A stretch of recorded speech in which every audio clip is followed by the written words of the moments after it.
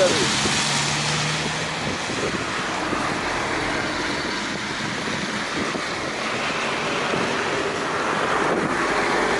Да?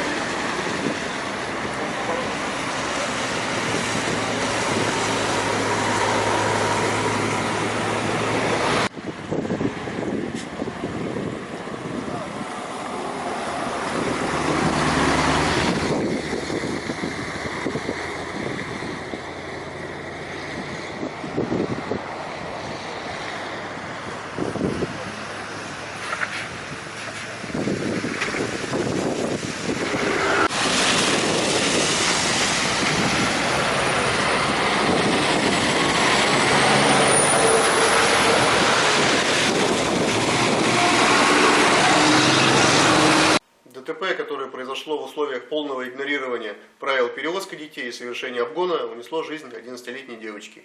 9 сентября около 7 часов утра на 127-м километре автодороги Елабуга-Пермь, территориально это Малопургинский район Удмуртской республики, 34-летний водитель автомобиля Honda, выехав на встречную полосу при наличии транспорта встречного, совершил столкновение сначала с автомобилем Subaru, а затем столкновение с автомобилем УАЗ Патриот.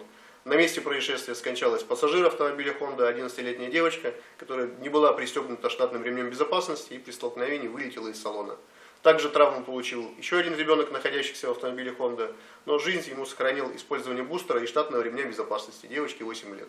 В общей сложности травму получили у нас 6 человек, это водитель и пассажир автомобиля УАЗ Патриот, а также водитель и пассажиры автомобиля Honda. Люди, которые двигались в автомобиле Honda, возвращались после отдыха на Черноморском побережье в свой родной город Пермь.